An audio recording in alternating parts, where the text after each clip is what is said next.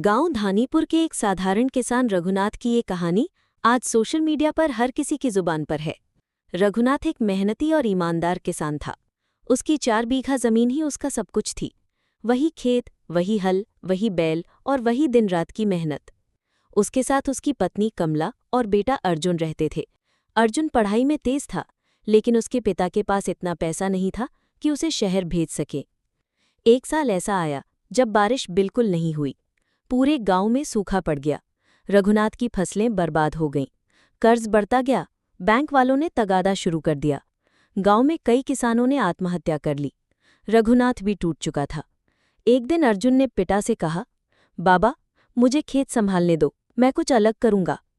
रघुनाथ हंस पड़ा, बेटा, अब खेत में क्या बचा है, मिट्टी और मायूसी।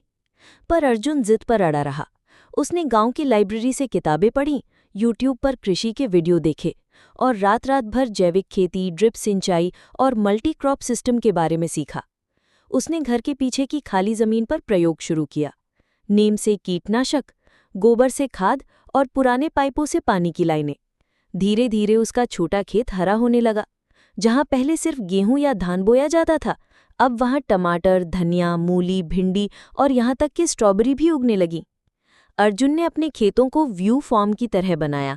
साफ रास्ते, टीन शेड, क्यूआर कोड से पौधों की जानकारी और यूट्यूब पर लाइव अपडेट्स।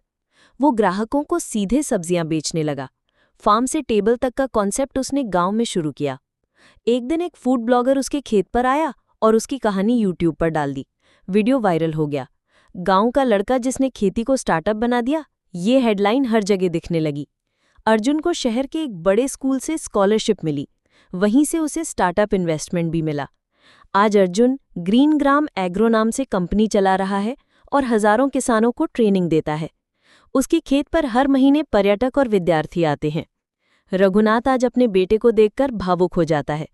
मैं तो सोचता था किसानी में अब कुछ नहीं बचा, पर इस लड़के ने बता दिया कि अगर सोच बदलो तो मिट्टी भी चमक उठती है।